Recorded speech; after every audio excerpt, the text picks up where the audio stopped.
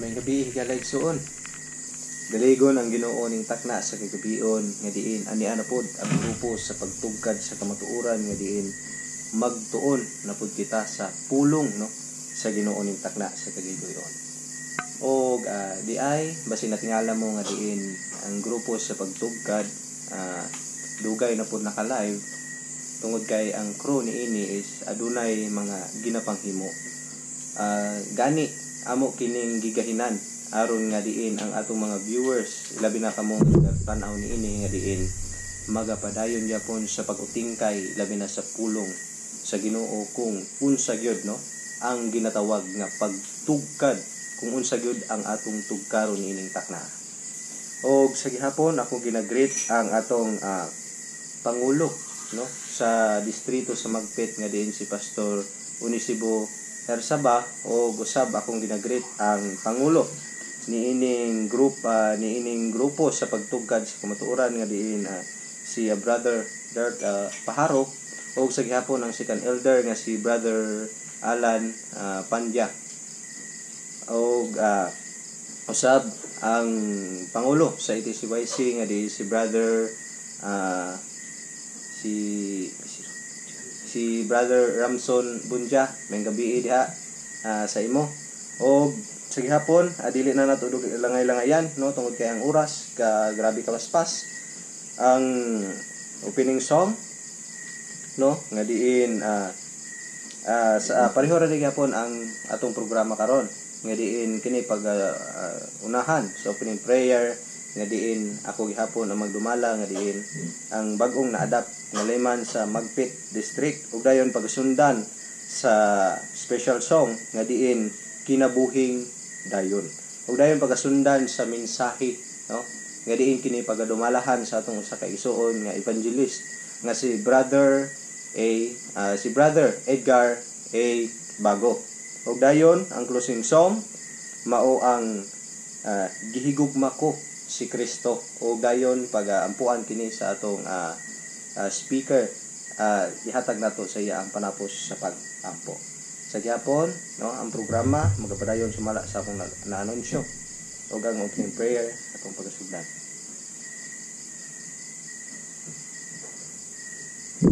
Atong iduko ang atong ulo. Dalaygon silimbahon ng mga Dios ning takna sa kagabion. Dako ang among pagpasalamat sa imong kaayo sa matag usa ka namo. Nga bisan pa man sa kataliwala sa kabisi sa matag usa ka namo kami nagahimo gihapon niini ilabi na sa pagsangyaw nganha sa imong maayong balita nganha sa imong inutibok ng katapang. Ning taknaa sa kagabihion sa gihapon ikaw magapamaayo niining imong makanakan ilabi na sa imong ubos nga alagad nga diin siya magadala sa mensahe hatagi siya og langitnon nga kaalam nga diin kining pulong nga iyang pagkasaysayon karon mahimo kini nga tamis nga idulungog nganha sa tigpaminaw nga diin kini mahimo nga giya sa ilang kinabuhi nga diin magsunod nganha kanimo tungod kay walay lain nga Dios nga makaluwas kundi ikaw lamang. Sa gihapon ning taknaa pasayloa kami kundi kami nakapusubo kanimo sa buhat sa pulong sa panghunahuna aron takos kami makadawat nganha sa imong mga pulong nga diin kini makagiya sa matapos sa akong itugyan di kan mo tanan nilamang madawat tungod lamang sa Espiritu Santo. Amen. O karon higalayson atong isunod ang special song nga diin kinabuhing dayon.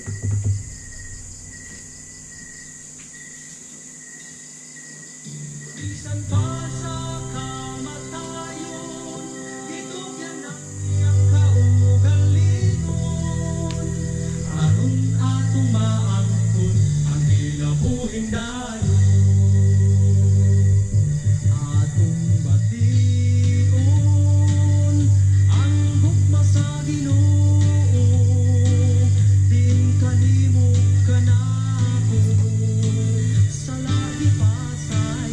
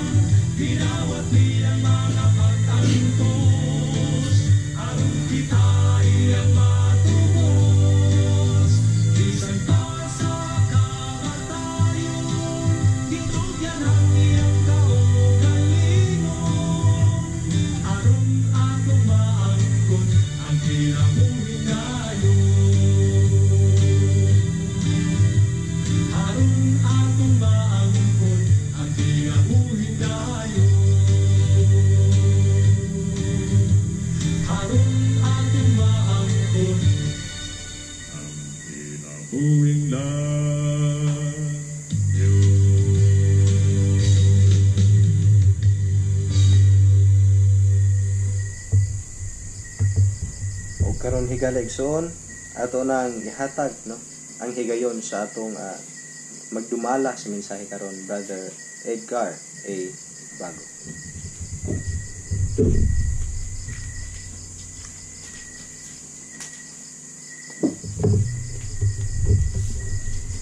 Okay, so sa makausapang may gabi sa atong mga kaigsunan no dinhi sa dapit o sa distrito sa Magpit, sa pangunguna sa atong pinalanggang pastor no, o sa pangunguna din sa atong pagtugkad sa kamaturan si Brother Dirk Paharo, o sa ini kami karon sa ilang puluyanan.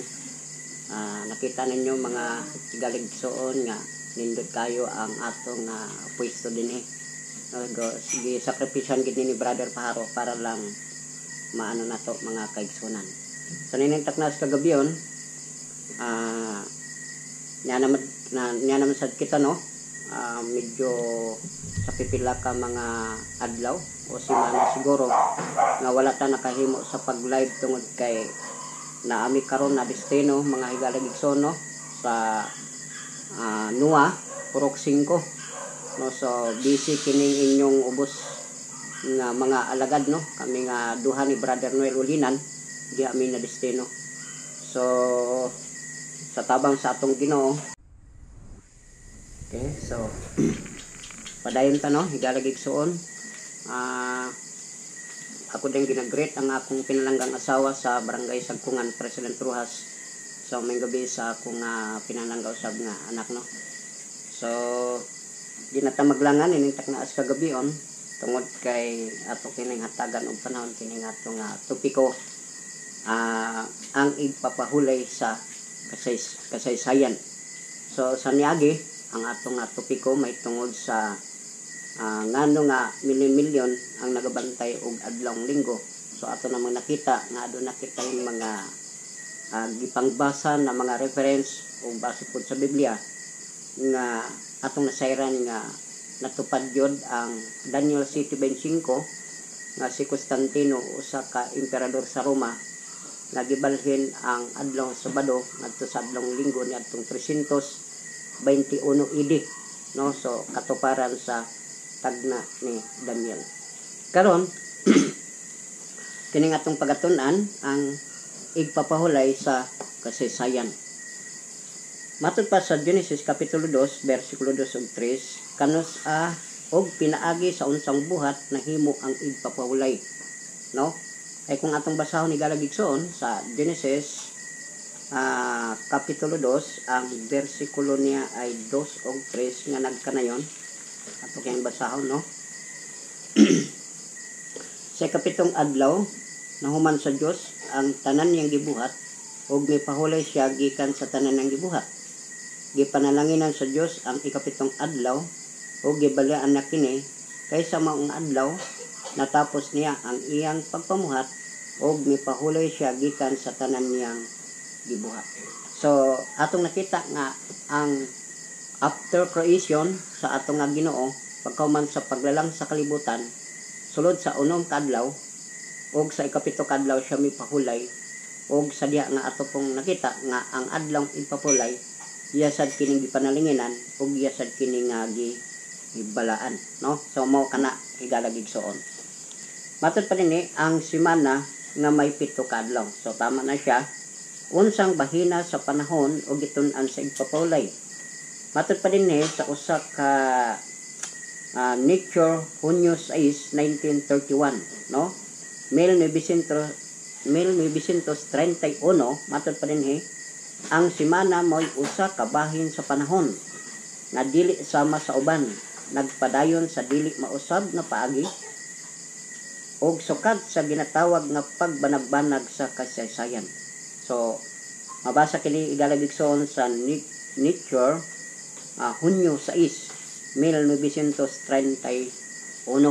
So tinaw kay galagigsoon nga matod pa dinhi usbon lang nako ang semana mao usa ka bahin sa panahon nga dili sama sa uban, nagpadayon sa dili mausab na paagi sukad sa ginatawag nga pagbanag-banag sa kasaysayan. Sabot pa sabot ti galagigsoon ang itumbok ani ang adlaw ikapito wa gid kini kausaban kung ang pagsugod pa lang ikapito higalagigsoon hangtod karon di gid ni mausab kining ikapitong adlaw. Matod pa dinhi sa usa ka sa official nga report on the reform of the calendar sa Liga sa Kanasuran nga gimantala sa Geneva Agosto 17, 1926, mao ang mga pahayag gikan sa mga astronomo. Ang semana gisunod-sulod sa libuan ka mga tuig ug busa gibalaan sa dugay nga panahon, no? Matod pa din ni M. Anders Donner, kanhi nga professor sa astronomiya sa Universidad sa Helsingfors, kinutlo sa pahina 51. No? Sa usa pa pud ka libro matod pa ni kanunay akong nagpanuko sa pagsugyot sa pagbungkag sa pagkamapidayonon sa semana nga sa walay duduha mao ang labing karaang siyentipiko tinukod nga gitugyan kanato sa kakaraanan, no? Matod pa ni Edward Villian, direktor sa Paris Observatory, kinutlo sa pahina 52. Og sumala pa dinhi, sumala sa atong hibaw-an ang semana gigamit lamang sa mga katigulangan sa mga Hebrewanon og may labot sa katawhang Semitiko ug diin ang ilang impluwensya nakaabot sukad kang Hesus ang pag-uswag sa Kristyanismo labi na sa katapusang 2 ka siglo gipadayon uban sa nagdugang nga paggamit sa semana alang sa pagpahinumdom sa panahon. So mo na mga kaigsunan nga kumiskot ganita og sinimana, so natural gid galagigsoon nga adun na gyoy unom ka adlaw and then adun na po ikapitong adlaw.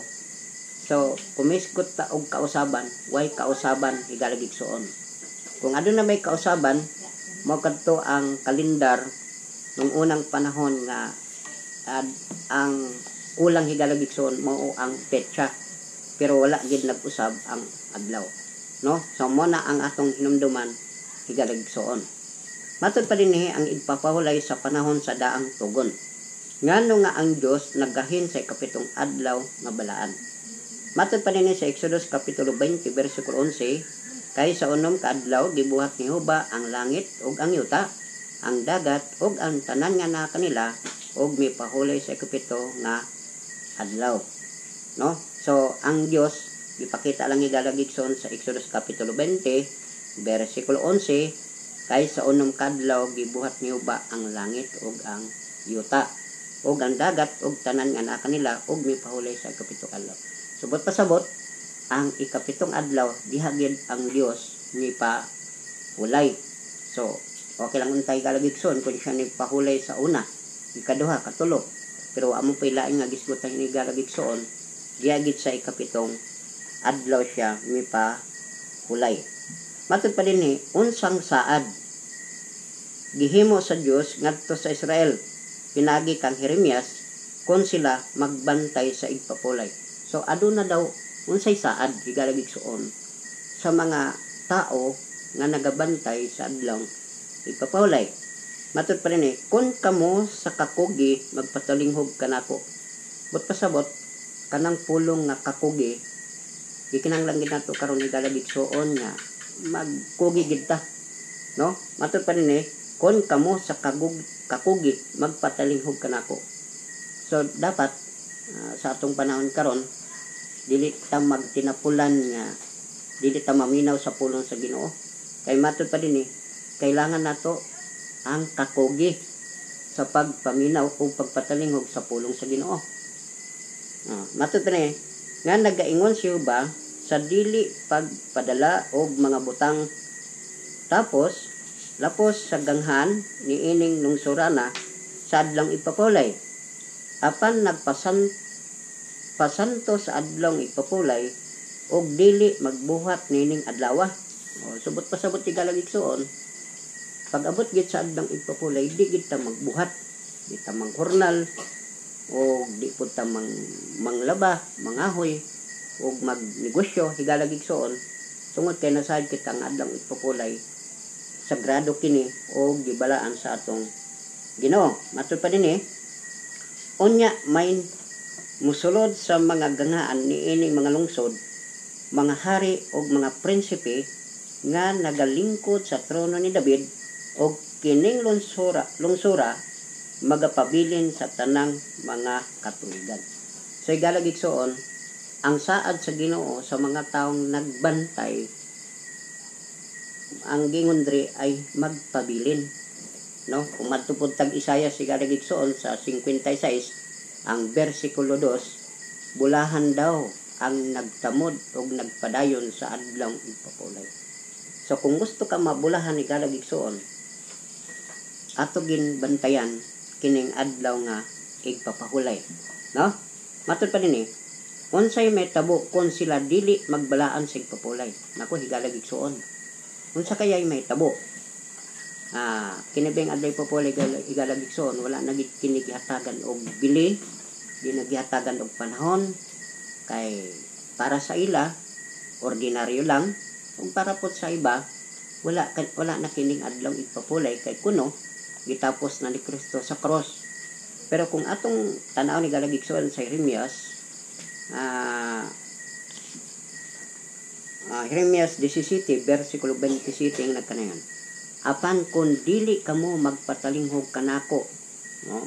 Ano daw higalagigson apan kung dili kamo magpatalinghog kanako sa pagpasanto sa adlong igpapulay ug dili magdala sa bisan unsang lulan sa pagsulod sa gangaan sa Jerusalem sa adlong ipapulay unya magdaob ako og kalayo sa mga ganghan didto og magalamoy sa mga palasyo sa Jerusalem og dili gayud mapalong. Nako higalagigson aduna day panganib sa mga taong walay dili gihatagan og bili kining adlong ipapulay nga matod pa don magdaob daw ang Ginoo og kalayo nga dili mapalong. Pangutana alang kang kinsa kadtong kalayo para kadto sa mga tao nga walay pagtagad sa adlaw igpapulay. Mas bunang nako igalagigson para tingnaw apan kung dili kamo magpatalinghog kanako sa pagpasantos sa adlaw igpapulay og dili pagdala sa bisan unsang lulan sa pagsulod sa pangalan ganhaan sa Jerusalem sa adlong ipapulay unya magdaog ako og kalayo sa mga ganghaan didto og magalamoy sa mga palasyo sa Jerusalem og dili kayod mapalong. So mabasa kanay galagigsoon sa 17:27 ng Jeremias. So pinatunayan ng higalagigsoon nga kining adlaw ipupulay usagid kini ka ingnon nato nga balaan, no? Okay. Dini naman higalagigsoon sa may ikaduhang Kronikas 36 versikulo 18 19 hangtod 21. Unsay gidangatan sa Jerusalem agi katumanan ini sa dihang nailog kini sa ni Nabucodonosor nga hari sa Babilonia. Matod pa din og iyang gidala ang tanang mga kupa sa balay sa Dios ngadto sa Babilonia og ilang gisunog ang balay sa Dios. Nako higalagigsoon, no? Pagkadakong lapas tanganan ni kay pati ang balay sa Ginoo ilang gisunog, no? Og gigumob ang kuta sa Jerusalem og gisunog ang tanan nga palasyo ni ana sa kalayo sa pagtuman sa pulong ni Jehova gikan sa baba ni Jeremias hangtod nga ang yuta mahiagom sa iyang mga adlaw igpapawlay kaysa kadugayon na kana magakuha kana nagabantay sa adlaw igpapawlay. So higalagigsoon ato kining bantayanan. Pwede ta makaingon karon nga murag free pata, no? Pero kung maabtan tay galagigsoon sa kining pagsarado na sa kaluwasan o close provision ni galagigsoon basig may sama ta sa panahon ni Noah, no? Nga importante lang ato lang gid kining paningkamutan ato kining bantayan kining adlaw ipapulay kay matud pa sa atong nabasa kanina ang Ginoo magdaob og kalayo, no? Siyempre kung maingong ganit tag kalayo asa man gamiton ang kalayo higalagigsoon. So kung mabasa ganit tay galagigsoon sa pinadayag 21 versikulo 8 ang kalayo para sa mga taong dautan, no? So apil na diha ang naglapas tananan o naglapas sa adlaw igpapawlay. Matod pa dinhi sa may Nehemiah 13 verse 17 ug 18. Human napahiwali ang Israel gikan sa kaulipnan sa Babilonia unsay gisulti ni Nehemias sa katarungan sa ilang pagsilot. Matod pa dinhi unsang dautan nga butang kining inyong gibuhat og gipalapasan ang adlang igpapulay o ginalapas ninyo ang akong adlang igpapulay wala magbuhat ang inyong mga amahan niana o wala ba ang atong Dios magdala nining dautan sa ibabaw kanato o niining syudara apan kamo nagdala pagayud og kasuko sa Israel sa paglapas sa adlang igpapulay. Nako, no? Matod pa dinhi unsang dautan nga butang kining inyong gibuhat. Usaday kini gitawag sa Biblia galagigsoon kining paglapas sa adlang igpapulay gitawag din sa Biblia nga usa ka dautan. No? So siguro higalagigsoon kumingon ta og dautan amo ni gingon sa Biblia nga kung gituman nimo ang tanan tapos naglapas ka og usa mahimo kang malinapason sa tanan. Sabot pasabot kung atong gilapas ang adlaw igpapulay gitawag kini sa Biblia nga usa ka dautan. Okay. Giunsa siya pagsulti matod pa dinhi sa usa ka pangtanag giunsan niya pagsulti ang paghatag sa Dios og igpapulay ngadto sa Israel. Ikaw miadto sa bukid sa Sinai og nakigsulti kanila gikan sa langit og naghatag kanila sa matarong nga mga tulumanon og tinuod nga mga balaod og maayong mga sinulat nga balaod og mga kasuguan og nagpaybalo kanila sa imong balaan nga adlaw igpapahulay. Now mabasa ka na igalagigsoon sa Nehemias 9 versikulo 13 hangtod 14. Akong usbon higalagigsoon ang pagbasa. Ikaw miadto sa bukid sa Sinai og nakigsulti kanila gikan sa langit og naghatag kanila sa matarong nga mga tulumanon og tinuod nga mga balaod ug maayong mga sinulat nga balaod ug mga kasuguan ug nagpaybalo nila sa imong balaan nga adlaw igpapulay. So ang gitumbok din higaligigsoon na atong nasayran wala lain kundi si Moses nga samtang siya nag-adto sa bukid sa Sinai ug dala-dala niya ang duha ka tapyas nga bato ug apil na niya na higaligigsoon ang adlaw nga igpapahulay. So nagpasabot higaligigsoon nga kini nga matud pa dinhi ug naghatag kanila sa matarong nga mga tulumanon, no? So matud pa dinhi sa usa ka nota, angay timan-an nga kining tekstuha wala magasulti nga ang Dios nagbuhat dinha sa igpapulay, kundili iya lamang gipahibalo ngadto sa Israel sila nalimot pag-ayo nini samtang didto sila sa ito. So atong nasayran ni galigigsoon pila ka tuig na ulipon ang Israel sa ito o sa diha nga nigawas na sila sa pagkaulipon, ihatagan na sila og balaod. Apil na ang adlang igpapulay kay kung atong basahon sa Exodus kapitulo 20 bersikulo 8, hinumdumi ang adlang igpapulay og ilha kini nga balaan. Og magpadayon tay galagson, no? Matod pa dinhi ang igpapulay sa bag-ong tugon nga kapanahonan og sa walahi. Siguro bago ta magpadayon na ni galigson, mga tab usa ka tugtog, no, para maiksi na lang ni. Okay, so mga itag usa ka tugtog sa atong moderator basig na atay taga tigpaminaw karon nga gusto pod maminaw o halawit. So kining pabuton o samtang naga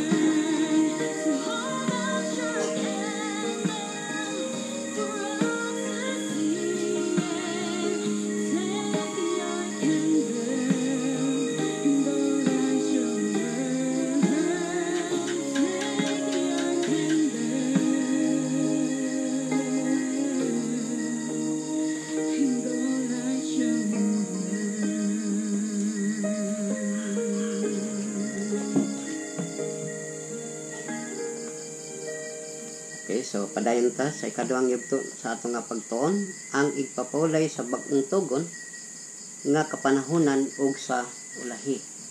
Kay matud pod sa iban higaligigsuon nga kining adlaw igpapulay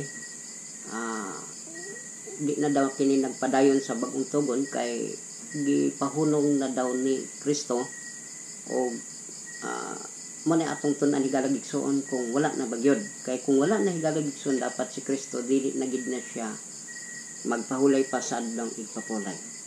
Matud pa dinhi samtang dinhi sa yuta giunsa ni Kristo pagtagad ang igpapulay. So muna ang pangutanay higaligigsuon. Kung gipahunong na dapat wala na gitagad. No, simple lang higaligigsuon kung gipahunong na nagpasabot wala na kini gitagad sa atong Ginoo. Apan atong tanawon daw higaligigsuon sa Lucas 4:16. Matud pa dinhi. Og misulod og sumala sa iyang nabatasan sa adlaw igpapulay miadto sa sinagoga mitindog siya aron sa pagbasa sa kasulatan. So kinaiya o kinabatasan ni Kristo nga miadto gid sa sinagoga sa adlaw igpapulay. So nagpasabot higaligigsuon gitagad pa kini ni Kristo.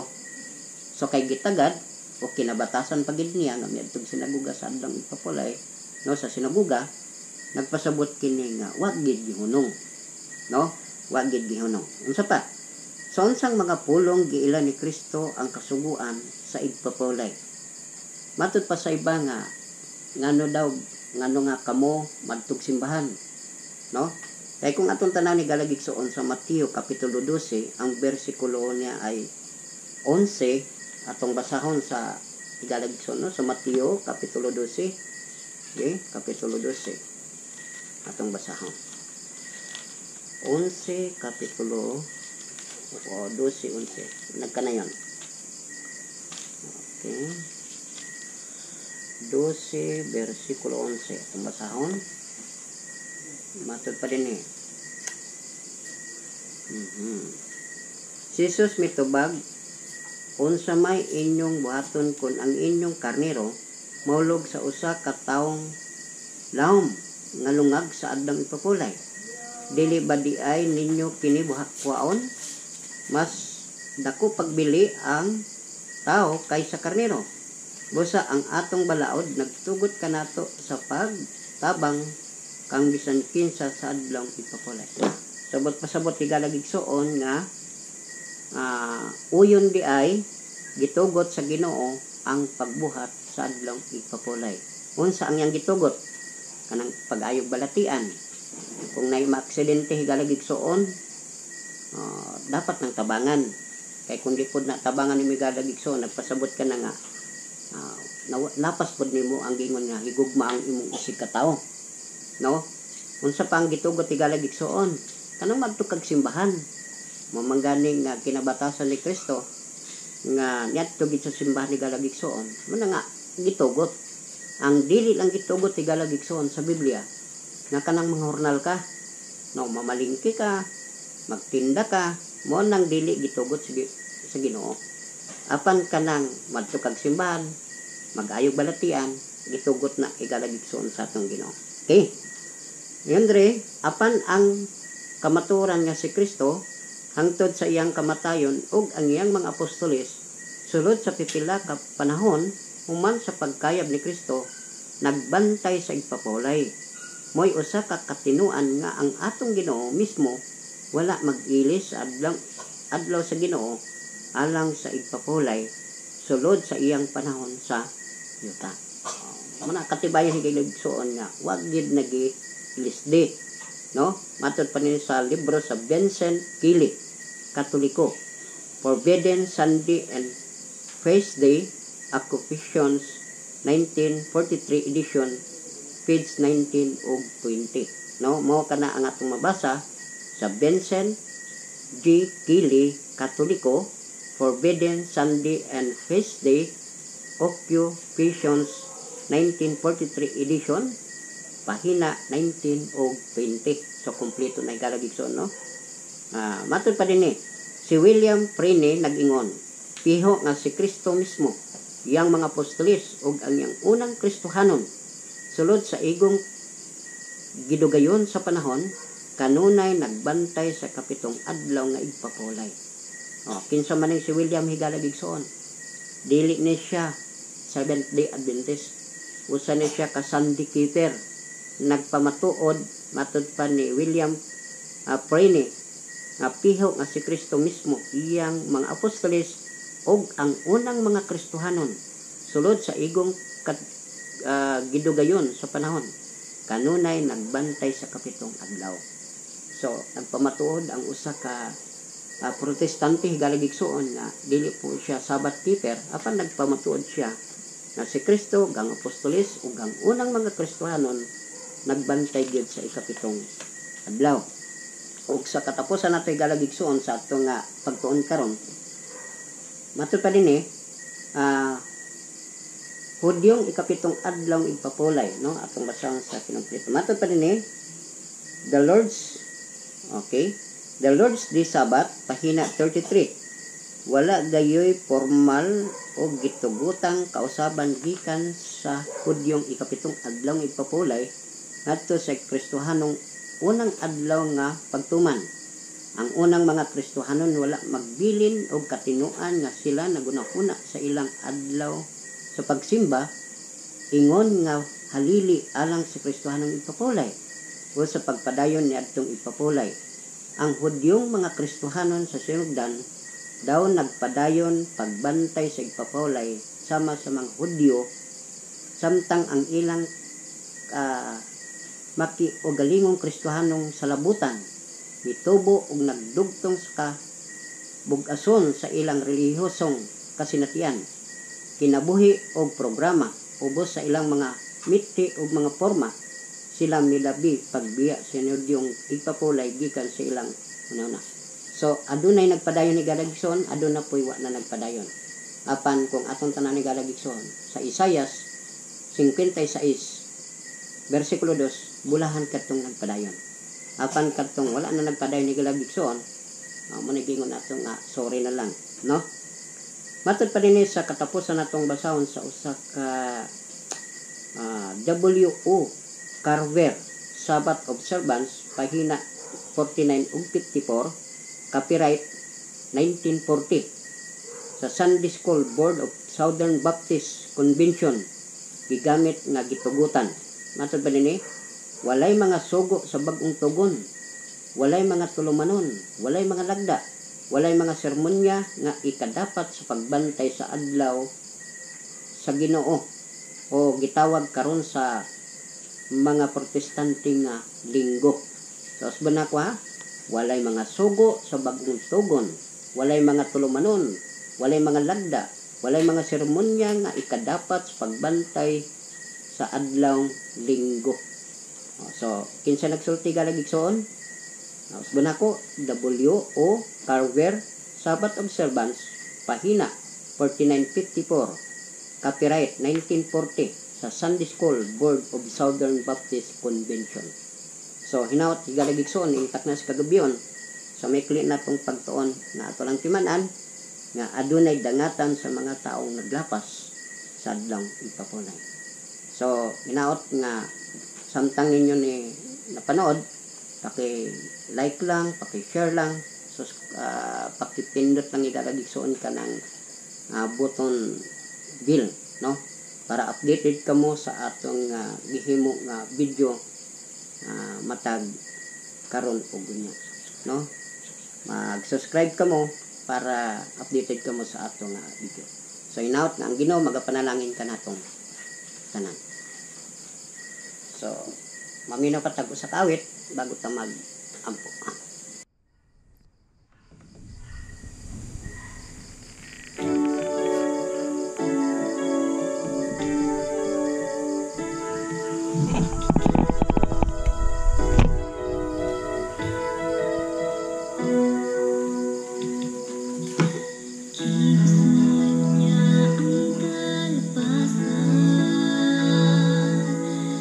Kalinaw ako ng nabatnan.